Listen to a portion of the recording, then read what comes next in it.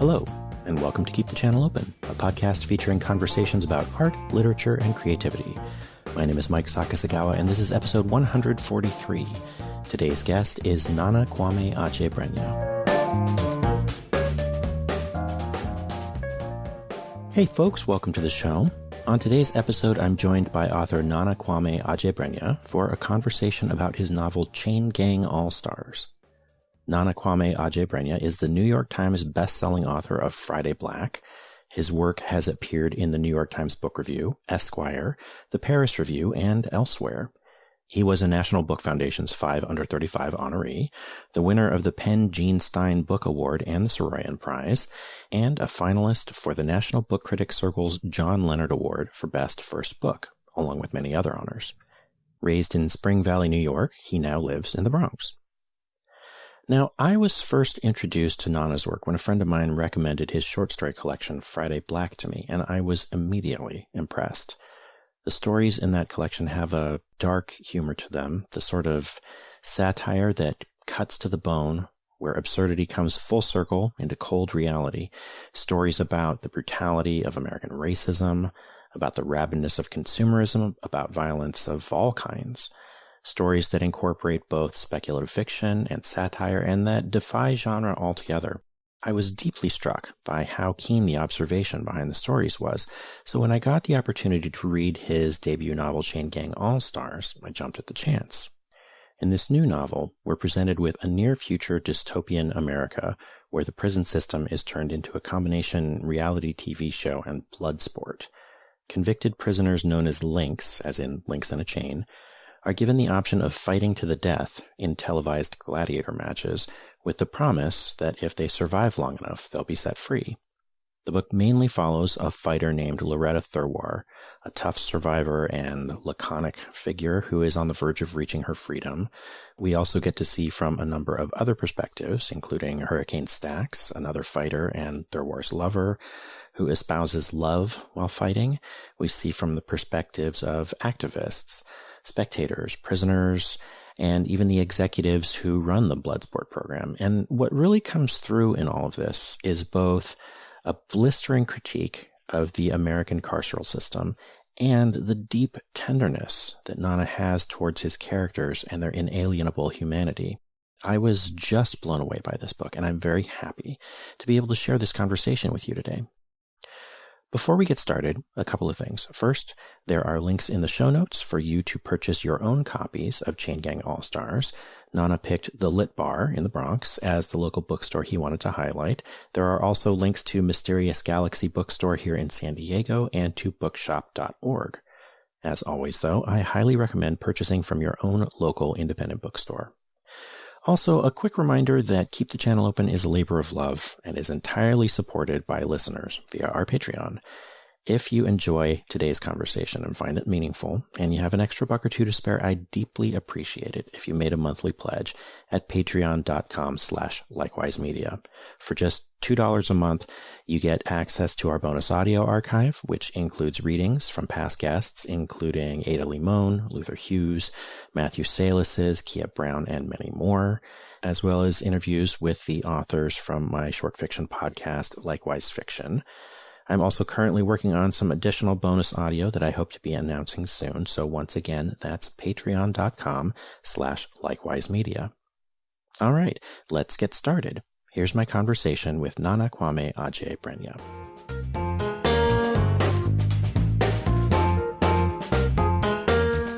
Before I say anything else, I just wanted to say I thought your book was amazing. Thank you. And I was really, really glad that I got the opportunity to read it.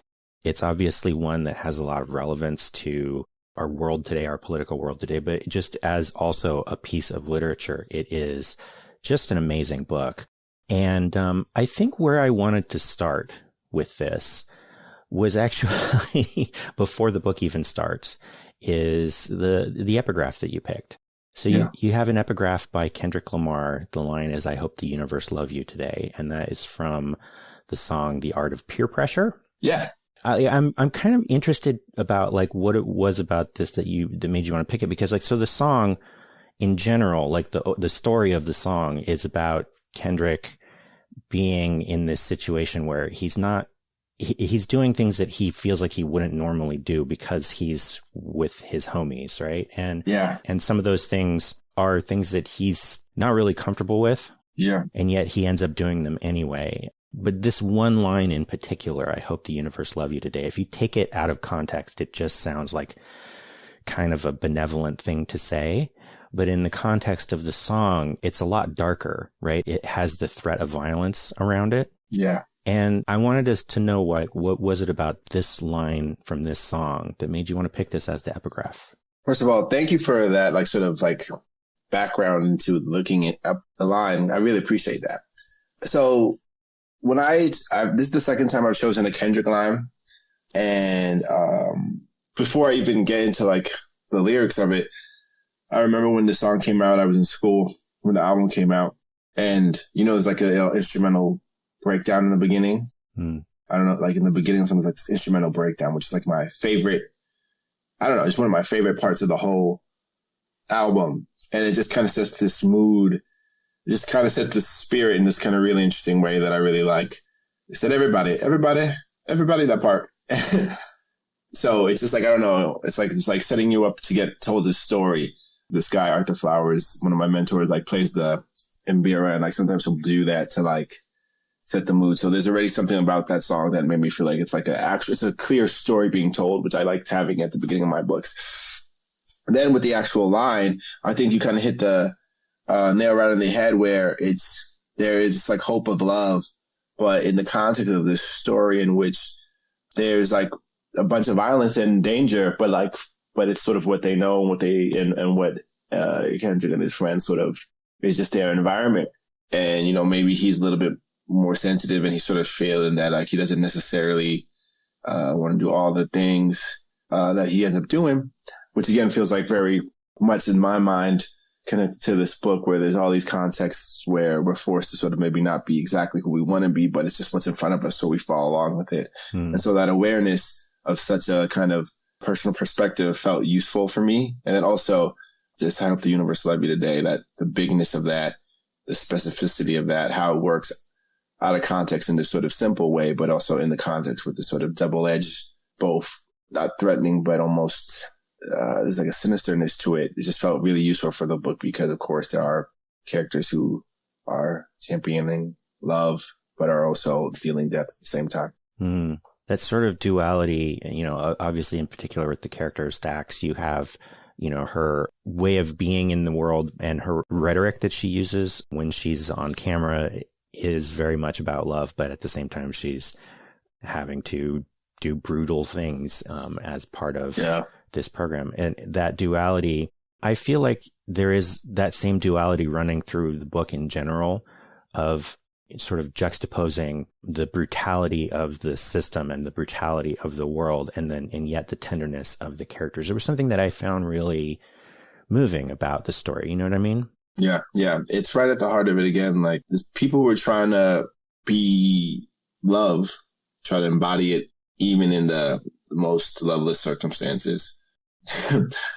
I was joking about this the other day, like, not to like quote that song, like, we found love in a loveless place, the kind of thing, but kinda, yeah. But I think we're all trying to do that because we live in so many different systemic models that really push us to privilege things like capital and sort of material gain above each other. And so I think these characters are sort of pushing back against that in their own ways. Yeah.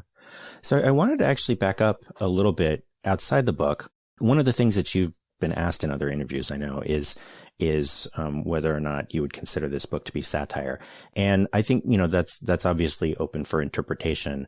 For me personally, it doesn't operate quite in the mode of satire, but going back to your first book, your story collection, Friday Black, many of the stories in that collection are very satirical. I'm thinking particularly of like the sequence of retail based stories, that including the title story.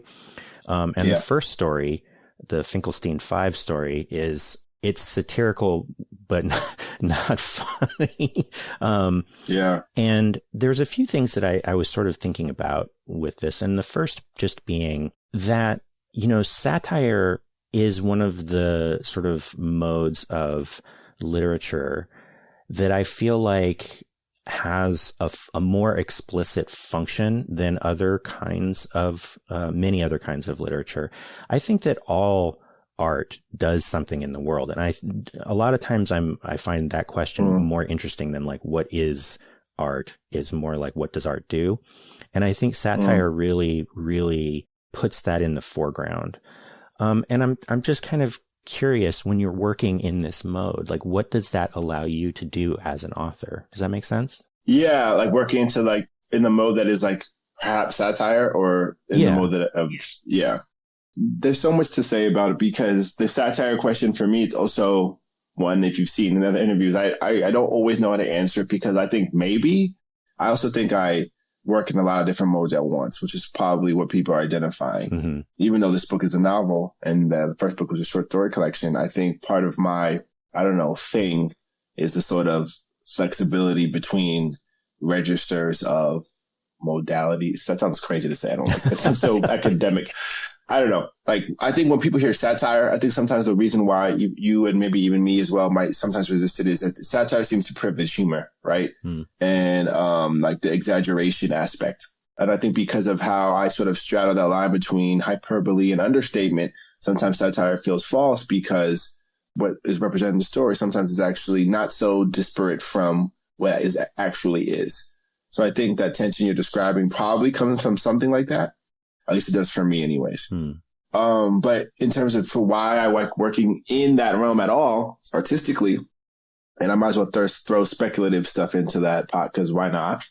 I think it allows me a certain kind of pliability. I think it allows me to stretch and condense myself in ways that feel fun and entertaining to me, but also I don't feel bound, I guess. So, so I think what you're working, if you're strictly in realism, let's say, or strictly in not, it's almost like you have a circle peg and you have to keep going to the circle peg. But I feel like I work with like kind of Play-Doh, where I just shape the part of the narrative I need to be whatever I want for the moment. And again, that's hard though, because the reader has to feel that there are some rules. Something has to be in bounds. It has to be out of bounds. So, or else what are we really talking about?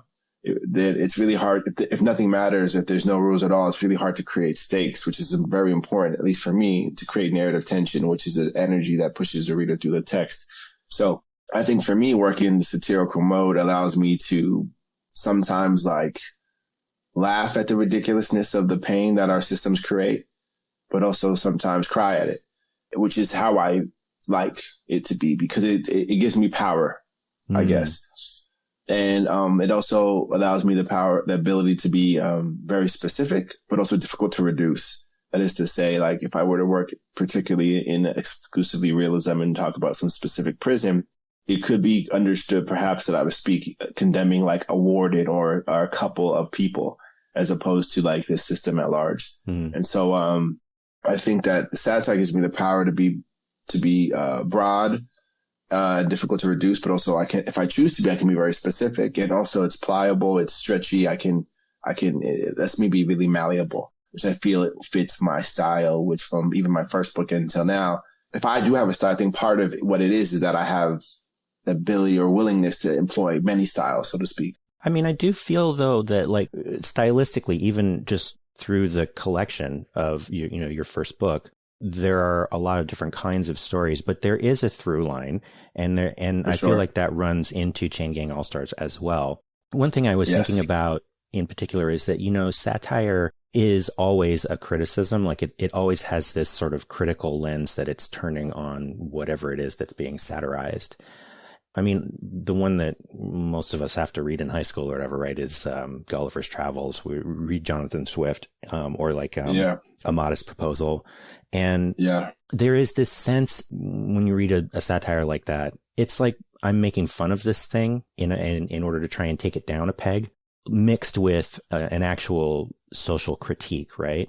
But it comes from this place of not just moral superiority, but like intellectual superiority as well. And one of the things that I found so interesting about the stories in Friday Black, and I think that this carries into Chain Gang All-Stars as well, is that the satire seems to me to be working on a more emotional level. And there is this feeling of almost like exhaustedness. Yeah. Or perhaps like, I don't want to say exactly like a wounded quality, but it's like, I feel like when people who come from a marginalized community and are used to experiencing certain forms of oppression on a daily basis, that like, you know, satire is such a heightened mode of literature. And in some of these stories, and also in Chain Gang All-Stars, there is this feeling of like, God, like, this is all I can do kind of thing. Does that kind of make sense? Totally does. We should coin a term like sad boy satire or something. I know exactly what you're saying. And I think that's another quality that I hadn't exactly like ID'd maybe specifically directly, even though I've talked about it a lot about why sometimes satire feels not as precise as it could be, is that sort of intellectual or moral superiority piece. And not to say I don't love things like Animal Farm or whatever. They're doing important work.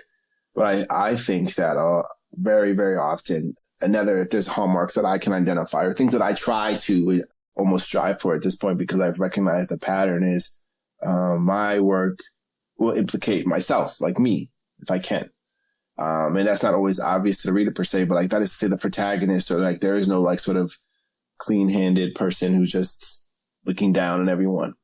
That pamphlet thing, that criticizing you and not myself, to me, it's very reductive and never all the way true.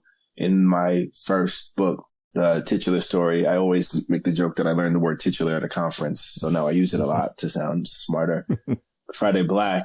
So the whole story is about a world where on Black Friday, everyone just becomes like these zombies. They're killing each other for jeans and jackets and whatnot. And they speak in this like zombie code of grunts and howls and that kind of thing that the protagonist can understand. Towards the end of the story, though, one of the people who works in the store quits because he doesn't like the chaos and violence of it. And the narrator sort of like grumbles something towards him about like, wow, you're weak or whatever. And the narrator, and then the other character tells the protagonist, like, don't worry, bro. Like, your mom loves you, even if you don't get her a jacket.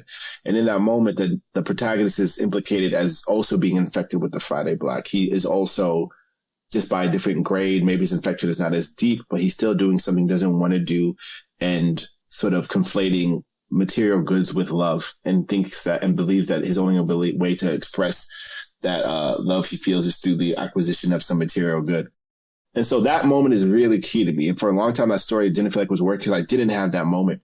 And I had this like almost epiphany with that, within the revision of that story. Again, it took me years to revise that story, if you can believe that, because that moment now seems so obvious to me.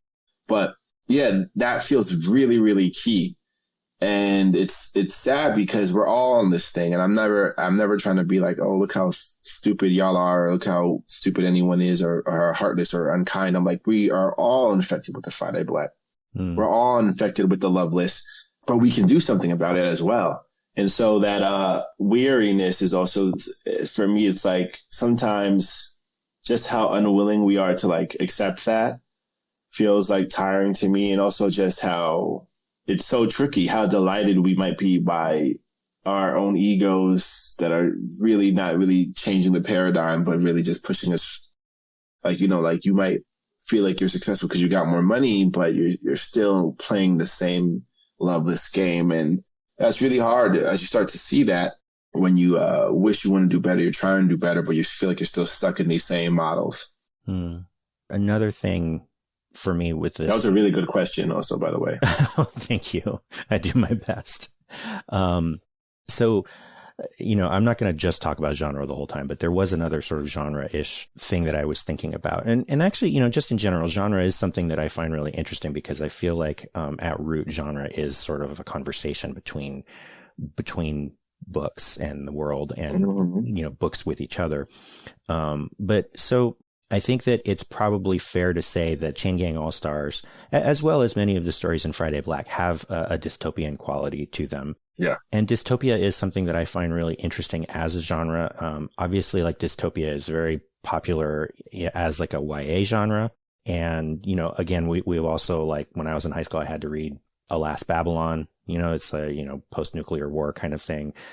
And I feel like dystopia is a genre that is always very much about the anxieties that we're living through in our present moment. so looking at the focus of like what is the dystopian aspect of a story is always sort of an interesting exercise in looking at the time that the work was generated in. Yeah. And I wanted to sort of, ask you like how you think about these things, and like what, again, like, I asked you what satire allows you to do as an author, and what is working in dystopian fiction allow you to do as an author? Yeah, I think that this topic, which again is something like I don't choose it per se. And I really like how you characterize genre conversation between books. It's a conversation between creators in their times. It's homage, paying homage, and also trying to push the conversation a little bit further. I think about in the context of like video games a lot. You need Metroid and Castlevania. Now Metroidvania is like a thing because game developers have decided like this format is really rich with potential.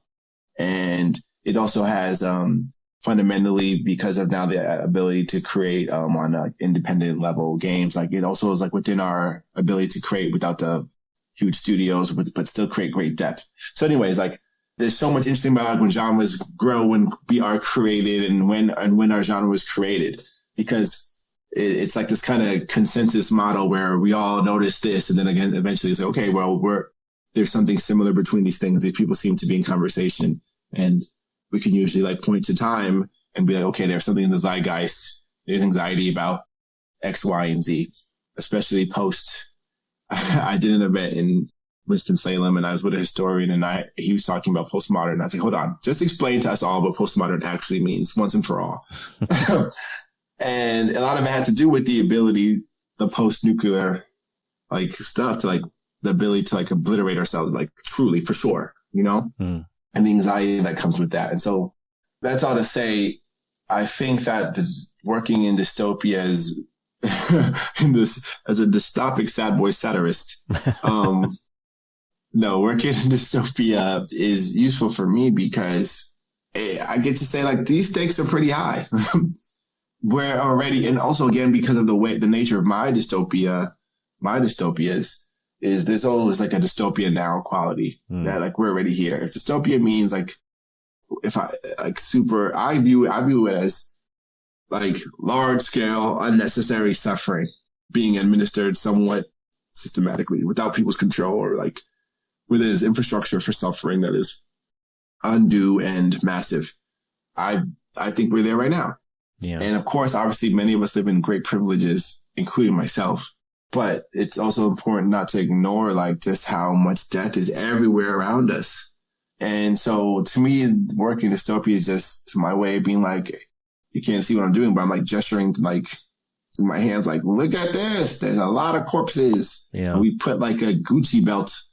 We threw like a nice Gucci sheet over it. And the dystopia is kind of like me trying to tug at that linen or whatever, just pull it away, just to like remind us, hey, there's tons of corpses and that pile's growing every day, and eventually it's going to crush us all, but in like a fun way though. It is the thing about, this book in particular that it really doesn't seem like that much of a stretch, right? Yes. I'm reminded of, there's this TikTok account that I see from time to time. The screen name of it is America is the Bad Place. and yeah. I just, that was sort of one of the things I was thinking about as I was reading this book, is just that it seems very plausible, right down to the arguments that people have over whether or not turning prisoners into gladiators is an ethical thing to do. Yeah. Like you can see the exact same, like you can imagine people having these exact arguments on Twitter right now.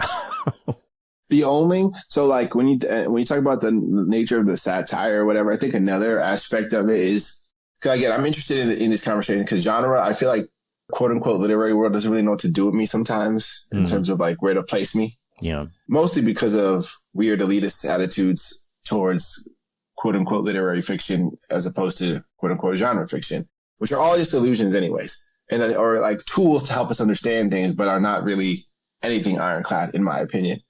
But in terms of the satire piece, or like the nature of how close we are to this world, I appreciate that reading, because usually I'm not altering too many things. And I think so, like, so if even in Friday Black, what I'm altering mostly is the intensity. Like, I'm making the intensity unencumbered. But people have really trampled each other for genes, for example. In the Finkelstein 5, I'm changing a weapon type. As a gun, instead of a gun, it's a chainsaw. But it feels like I pushed it way into the satirical. And I'm also, of course, I'm changing some of the niceties and euphemism around the thing. But the content, per se, is not that different. Kids are getting killed by some guy, and that guy is going to go free for it. Yeah. Yeah. And so, nothing will happen to him. In the case of Chain Gang All-Stars, to me, the real conceit is that the prison industrial complex no longer relies on its trump card, which is the way it is hidden behind a wall. It's not relying on the secrecy of its violence anymore. It's decided that we've been desensitized enough that the violence that we all know is happening but get to feel okay about because we don't have to see it every day is no longer necessary. That's really it. Because fundamentally, the idea that the government can, I mean, of course, there are other pieces probably, but like in terms of just like what is happening, the government, they've quartered people, they've hung people, I don't think we ever had the guillotine in America per se, but we've electrocuted people. Now we have lethal injection, and all the things I've named a little bit before we were doing whatever we're doing at the current time. The thing before was fine, and then afterwards it was viewed as barbaric. Yeah. That is to say, now to hang someone would be crazy. A firing squad is horrible. All things we've done at one point were great. Or thumbs up. Because we have this attitude about like the sort of packaging is what is the issue and not the fact of killing. Yeah. And so, so like the reason why I think it sometimes feels close, even though it is also very, what's disparate is, okay, once I change that main conceit of the willingness of the prison industrial complex to not be so hidden, then I build really up on that conceit now. So now I'm like, okay, they build a whole sport around their willingness to show their violence side. In that sort of angle, there's a lot of development, but the actual paradigms I'm sort of suggesting changing are not really much. It's not like the moral ethical part has changed. What's really changed is the willingness to have it be seen. And that's like sort of like, that's different. Cause I think that the conceit people would probably identify is that, oh, people are being killed by the government in this like crazy way. But I'm like, no, people are being killed by the government. Let's not even get into the extrajudicial murder of people by police. So that's, again, I think like those kind of decisions. And then everything else I keep more or less the same. I try to keep everything else like close enough. I'm not actively again, I'll create technological advances to support this bloodsport I've created, which again hinges on the prison industrial complex's decision to be willing to show its violence. But other than that, there isn't much change. And so that to me, that's how something can feel so far out, but also very close to home. Yeah. I don't know if that made sense or not. Oh, it definitely did. Yeah. Yeah. I think about one of the things that was so plausible about it is that I think so much of our entertainment now does rely on a certain amount of voyeurism and also of sort of ritualized violence, whether that might be something like football or MMA. Yeah. And then reality television. I feel like all of these things are in there. This question of violence as entertainment, one of the things that was really interesting to me about this book is, and you've talked about this in other interviews too, that you pay a lot of attention to choreographing and writing the action scenes as really compelling action scenes like you would see in, like in a science fiction or high fantasy novel. We're used to seeing battle scenes. We might even be used to seeing actual gladiator scenes, right? Like the movie Gladiator. Yeah, right. So these action scenes are very compelling. They're completely engrossing. And the way that this implicates the reader is really interesting to me. The narrative spell of the spell of narrative in general is very seductive and it's hard to overcome. A while back, I had this conversation with a professor from UCLA named Anahid Nersessian. When we were talking about poetry, we were talking about John Keats's poem, To Autumn. She has this This is going to be a little bit roundabout, but trust me, I'm going to get somewhere with it. No, I'm with it. She makes this argument that the poem To Autumn is this really beautiful poem that is in many ways trying to implicate the idea of the seduction of beauty, right? That like this poem is actually about, because, you know, it was written in the aftermath of this massacre that happened of government troops firing on civilians in England at the time. And so, you know, he's making this poem that is really, really beautiful as a way of like implicating the beauty of poetry and the way that readers interact with the beauty of poetry.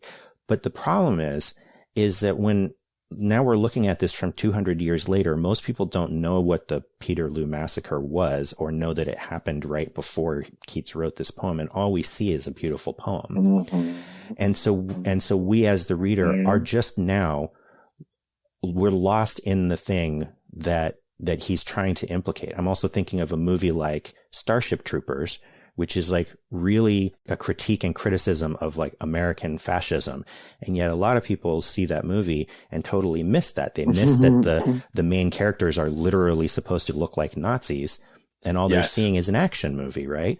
So you when you're writing things in this way where you are critiquing a mode of literature that we are used to as entertainment, you as the author have to do a lot of work to overcome the fictive spell, right? So I wanted to know, like, how do you do that? It's such a really smart question. That's really close to like one of the core intentionalities I had to like really think about in terms of this book. The professor that did that study on Keats was thinking that way. I think the same way, and even in less high stakes contexts. In my first book, there's a story called The Hospital Where.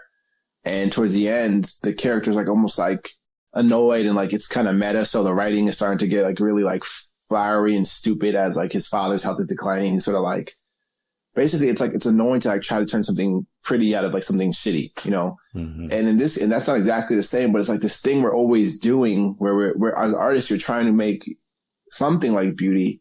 And how do you put guardrails on? How do you like make sure like the energy you summon is going to stay attached to whatever you're creating, or whatever you're trying to maybe dismantle? Even in my case, there is the fictive dream is very seductive. I was shocked when I was listening to somebody told me they watched the entire Squid Game, and zero critique of capitalism was in their mind as they watched it. Zero, which feels almost impossible, but in our world, because of what violence is and how seductive it is in our culture and how pervasive it is, and how, especially in Western culture in America, the good guy and triumphant one is whoever like killed the most people. It's really tricky. The implication piece is really important to me. As I said earlier, to me, that is like almost again, like one of my hallmarks. And it's why some people think about my work feeling video game-ish because of the action, which I think is maybe true. But I also think that as a medium, different sort of avenues have different powers. Film can represent action really well. It's sometimes a little bit more difficult for prose to do, but prose can represent interiority better than any medium, maybe like mind's eye thoughts, that is to say. Video games, though, implicate the reader or the player probably better than any of these other mediums I just mentioned before, because you're doing it yourself. And that's really important. And so I think I have inspiration from all those mediums I mentioned, as well as music and photography too. And I think about the implications of that, because it can go really crazy. There is something to be said about this sort of non-judged, like, mass murderers that you can be in whichever video game now, which is, and again, as someone who loves games, but there's some conversation to be said about that. You go and play Red Dead and you just like get to murder everybody, and there's something there worth talking about. And so, in the case of my work though, first off, I try to make the actual action scenes a conversation of some kind. I try to maintain the humanity of the people. They're not just killing machines, even as they're killing. And I think the general point you're talking about, the sort of how do you like keep yourself from getting John Keats, is And this book is why I had footnotes. Mm-hmm. I am not a footnote person, but I almost had to do exactly that, like break that fictive dream, which is for me a core tenet of my writing, to never do that. I've said this before as well, but I remember reading the John Gardner Art of Fiction, and that was like his big thing: never break the fictive dream, never break the fictive dream. But for me, it's like, actually, I got to, because I don't want someone 10 years from now, 20 years from now, or tomorrow to be like, look how cool this scythe was, you know, without the context of prison is a blight on the very idea of a humane civilization. The footnotes are definitely something that stand out about the book. And in particular, I mean, you do use them in some points for sort of world building details, but the way that every time someone dies in these games, you give, it's almost like a little eulogy. And as the story progresses, they become sort of less factual and more lyrical, especially towards the end. Yeah. And you've talked also about how the fact that they're footnotes means that you literally have to move your eyes to break the fictive spell. Another thing that I was thinking about is one of the most interesting characters. So this book is very polyvocal, right? Like I went through and I counted at least 17 different points of view in the book. I mean, and we're mostly following Thurwar, the main character Thurwar, through the book, but we also get to hear from other links. We get to hear from activists. We get to hear from like the van driver, executives who are, you know, running the Chain Gang All-Stars show, the announcer.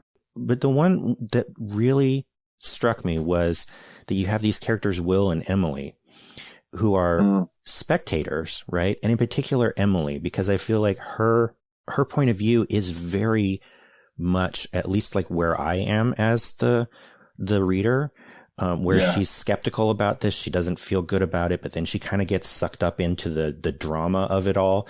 But then stuff will happen. And, you know, just watching her journey of becoming a fan of this sport was really interesting to me.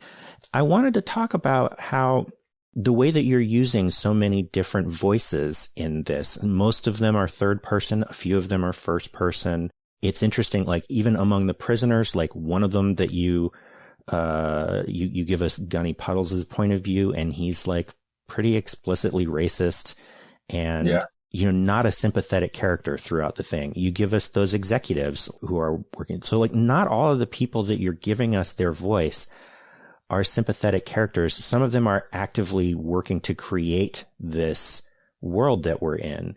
And so I wanted to talk to you about like why did you want to include so many voices and so many different kinds of voices in this story?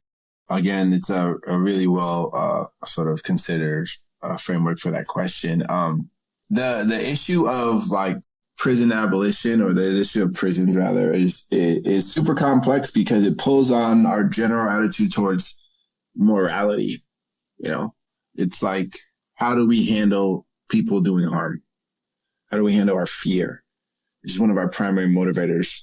And so it required for me to, like, if I was going to do a novel, because again, I'm the kind of person, if I can do it in a short story, I absolutely will. I think short story is like my soul form, but I really couldn't. I really could not. And each of these perspectives, I hope, added something.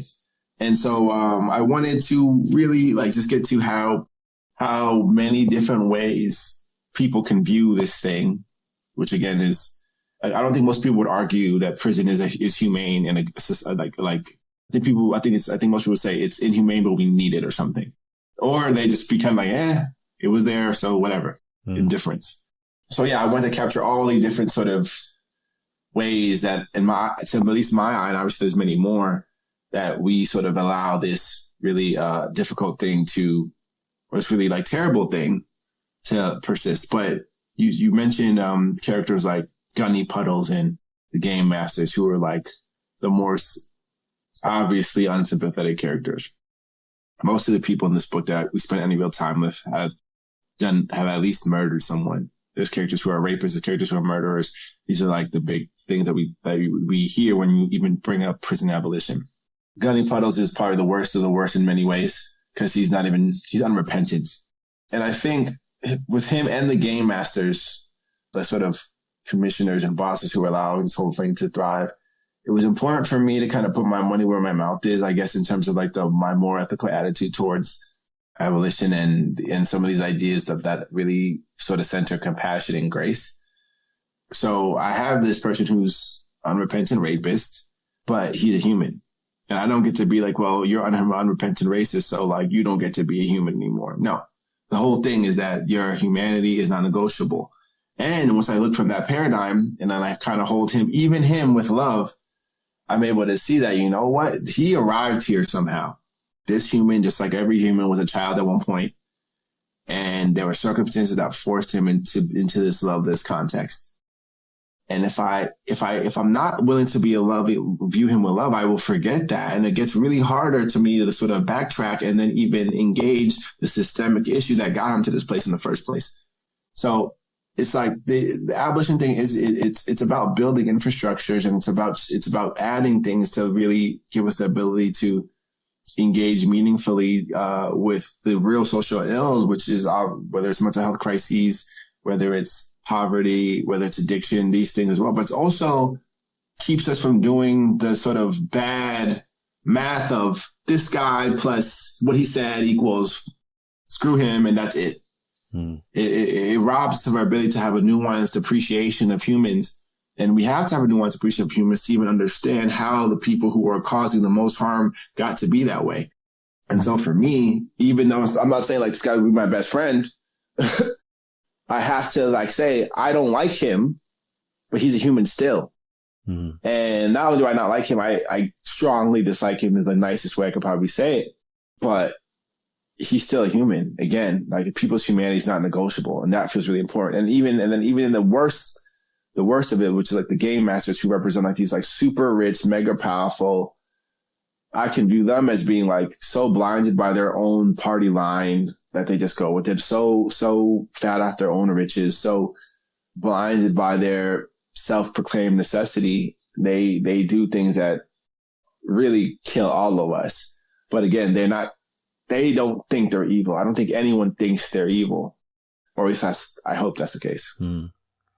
It reminds me of a couple things, like the fact that you've talked before in interviews about how in some ways the exercise of writing this book was sort of a way of testing your own commitment to the idea of prison abolition, which I thought was really interesting. It also reminds me of, a while back, a thing that Ta-Nehisi Coates said. I remember, Ta-Nehisi Coates is well known for being against the death penalty. And after the Charleston church shooting, he was asked, well, what about now? What about Dylan Roof? Would you support the death penalty for him? And his answer, I thought, was something really interesting, where he said, I think that if you're not against the death penalty in the worst, most difficult cases, then you're not actually against the death penalty. And there's something it's really true. Yeah. There's something about the way that you insist on the humanity of these characters that feels very much in line with that. You know what I mean? I vaguely remember this happening with Dylan Roof, and it's an easy example that people will kind of throw, especially at a black man in particular, because I think I've had some version of that mentioned to me too. And as I think about the cruelty of that, because again, like I think when people think about the death penalty, like it's almost a type of euphemism in itself. Death penalty, you go to the death penalty box. No, it means that the government has to have an infrastructure to murder people. They have to acquire materials, in our case, which some countries don't even want to sell to America anymore. It's a cocktail of materials that will first paralyze someone and then basically stop their heart. They will suffer greatly, just that we can't see because they'll be paralyzed. So the question is, should this person's horrific killing of black people, does that make you feel more comfortable with the government having the infrastructure, which we know for sure will be used in the most cases for minority communities anyways? Like empirically, we know that to be true. Does that make you feel more comfortable with that infrastructure existing? That's the real question. They're trying to get to like a very simple base. That guy hurt you. You should want to hurt him. But and again, it's not as though like we don't all feel that sometimes, but it's not our higher selves. There's something better than that. There's something realer than that. There's something much truer than that. And it's not like I'm saying something out of nowhere. Like all the religions that these same people who are saying this supposedly believe in agree anyways. But let's not even get into, I mean, that's a whole other can of worms. But when the death penalty means that you are advocating for the government to have a robust infrastructure to murder people. That's what it is. Is that some simple closure? No, it means that there has to be a robust infrastructure that's repeatable to murder humans. And I just don't think that that's something that should exist. Unless people think, do you think that killing Dylan Roof will like somehow do anything to put a dent in the reality of racism? Maybe some people do. I do not. Yeah. This has been it was a really amazing book, and I'm really grateful for this conversation. We need to take a little break, and we can come back and do the second segment. Awesome.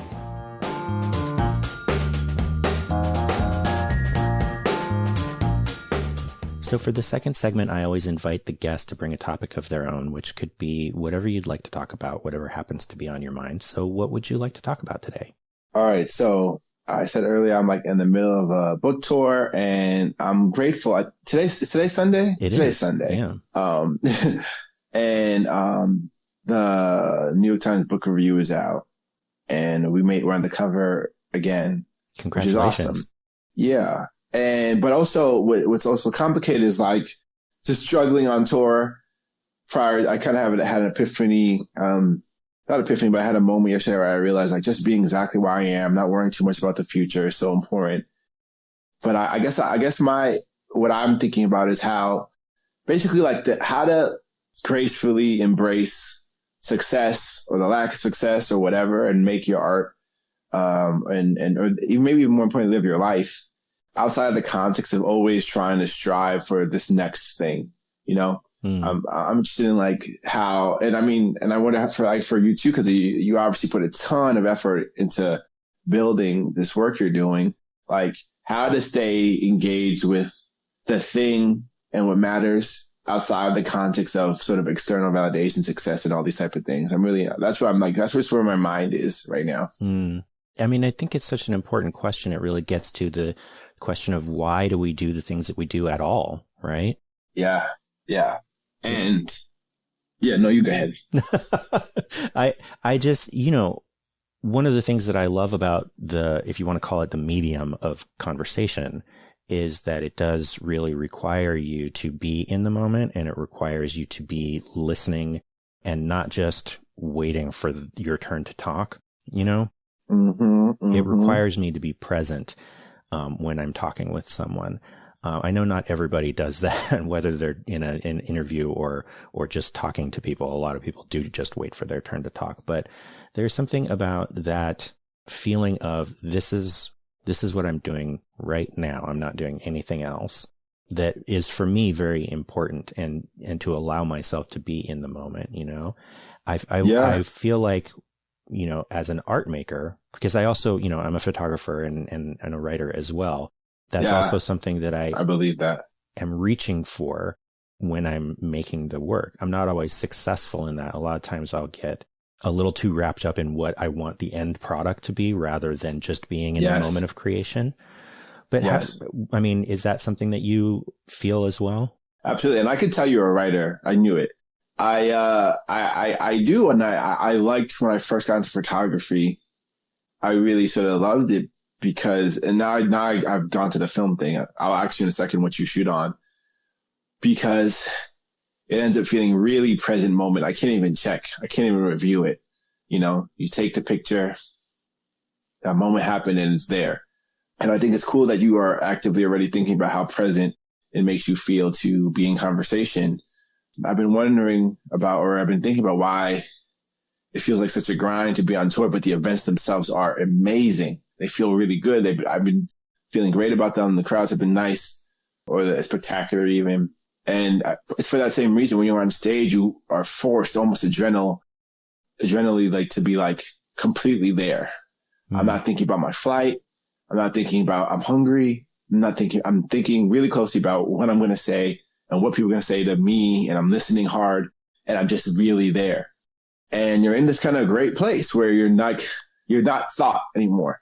And not to get too power of now, but I mean, I don't mind getting too power of now either, but like, like you're totally you're not in thought anymore. You're not in your mind. You're just kind of being. And that feels really great. And I've been saying, and like, I know this to be like how I care about things. Like I know that part of what's cool about being a writer is in the act of doing it, you could be really present. But what's also really hard about being a writer, and this is why so many, like there's like sort of the stereotype of writers being sort of extremely neurodivergent or whatever, is because of the nature of our work requires us to work with our mind and like write things down. And sometimes language is also the same way our mind is working. We identify with our mind a lot. Like we identify with like the mind state, like I am my thoughts thing. And I feel like my first great like epiphany, I remember George told me like, you are not your thoughts. And that's really important for us to remember, but it can be hard for us who work in this context. For sure. I think when I think about the sort of publicity cycle, yeah. I do. I mean, on the one hand, of course, like if and I'm sure this is how you feel too. Like if you are a writer and your publisher is really getting behind the work and like, you know, doing the sort of marketing to really push the work and get you out there in front of people, like, of course, we're going to be grateful for that, because obviously not every writer gets that, right? Yeah. But yeah, it doesn't really change the fact that, you know, as amazing as the feedback can be, when, you know, and it feels good to be on a stage and to know that the people who are there to, because they value something about something that you've done and something that you've put in the world. That's a great feeling.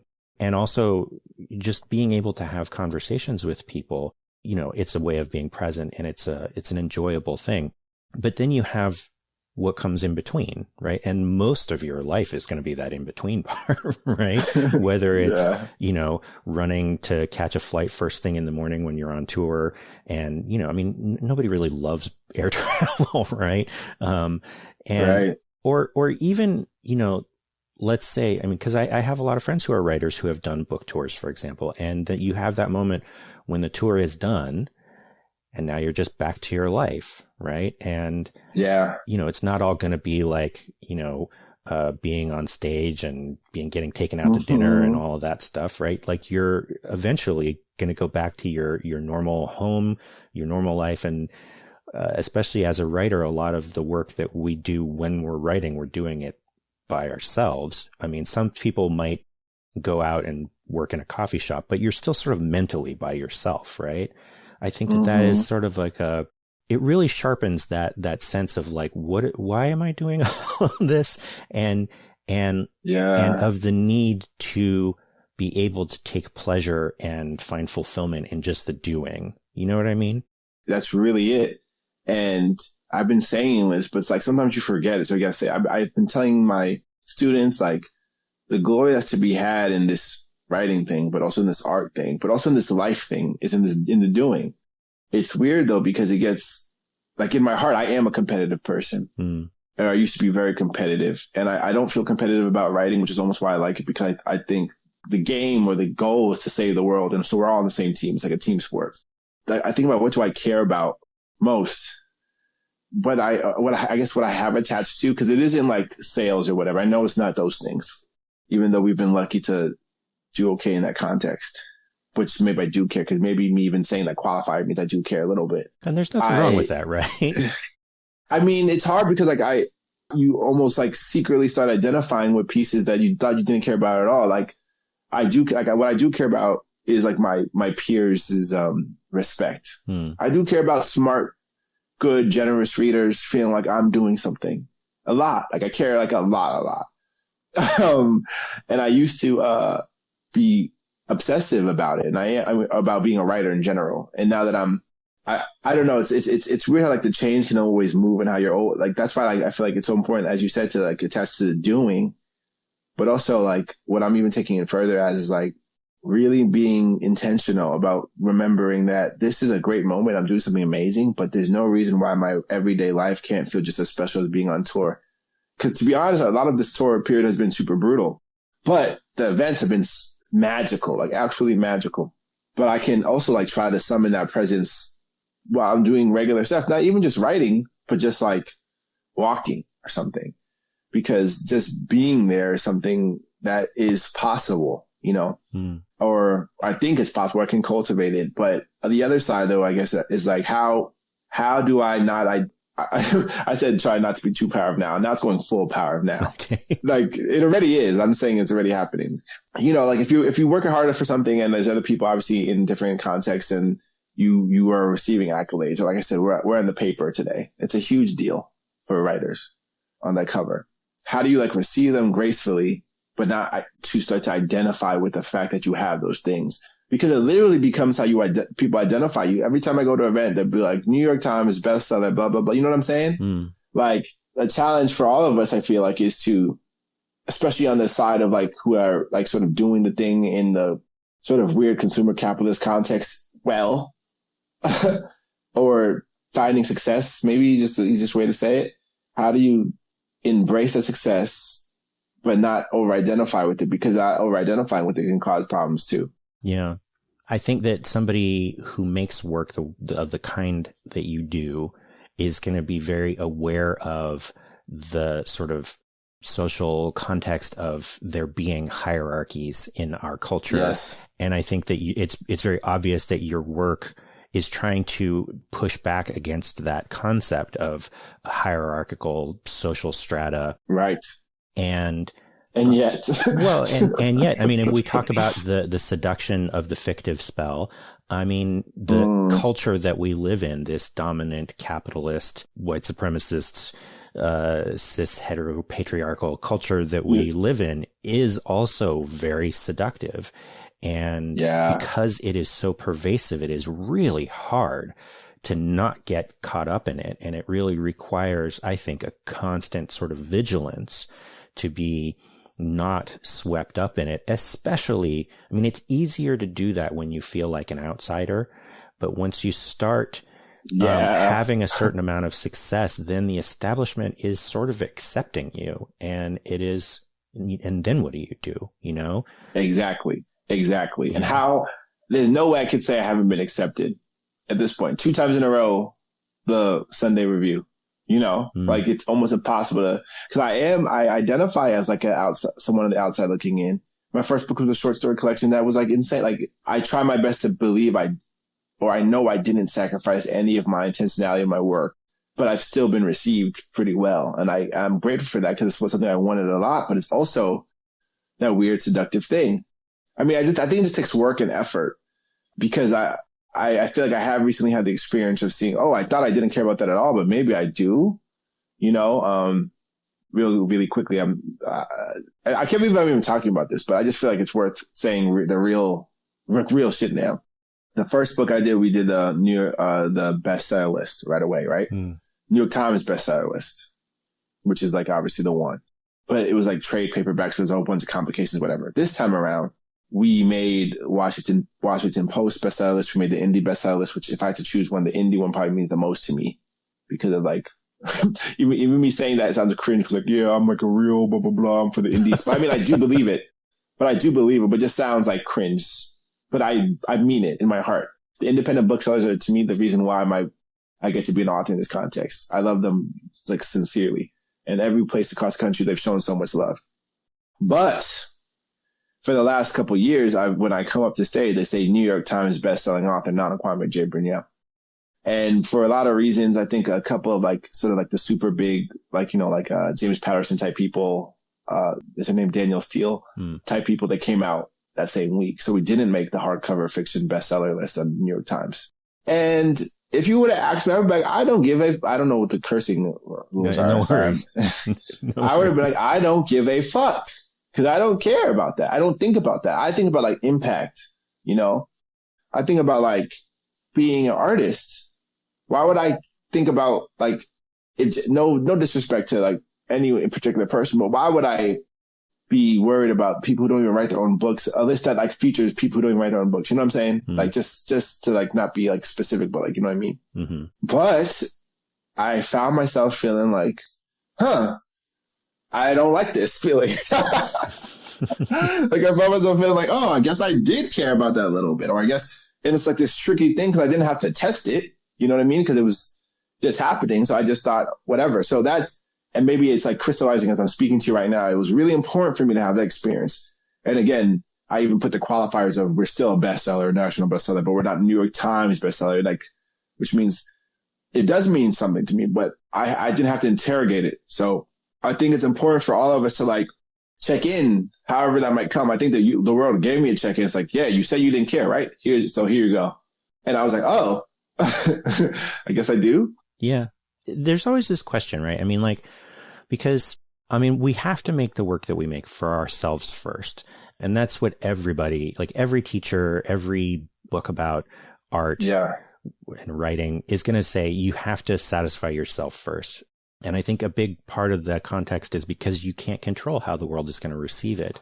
But then what do you do when the world does receive it, right? Yeah. But also just, I mean, there's a reason why we make work and we put it out into the world, right? Because most of us, right. I mean, there are people who legitimately just, they write or they make visual art and then they just like put it in their garage, you know, or leave it on their hard drive and they're satisfied with just having done that. Maybe they'll show it to like their best friend or something.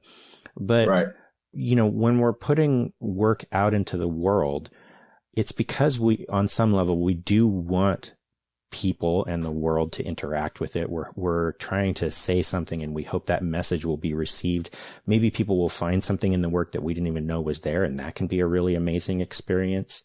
We're not trying to just keep it in a drawer. We're trying to have it live in the world in some way. And in the society that we live in, it's very hard to separate that from things like sales numbers, because that's the main sort of metric that you're given to say people are interacting with this. It does live in the world. I think it's really hard because you have to wonder, like, well, first of all, I don't think everybody does wonder. I think a lot of people are just like happy to take that metric and just run with it, you know, are just happy to be like, yes, I am a New York Times bestseller. Like, yes, that is my identity now, you know.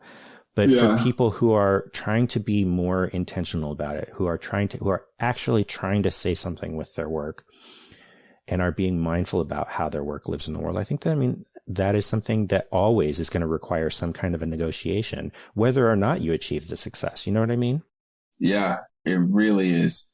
And, it's just something I've been thinking about, and I'm glad I even mentioned it. I'm surprised I did, but it's like, it is going to be a negotiation. And I think if you're lucky enough to even have that conversation with yourself, like, it is probably important to try to, because if you would have asked me, I would have said no, but then it changed. I was like, oh, I guess it's not no.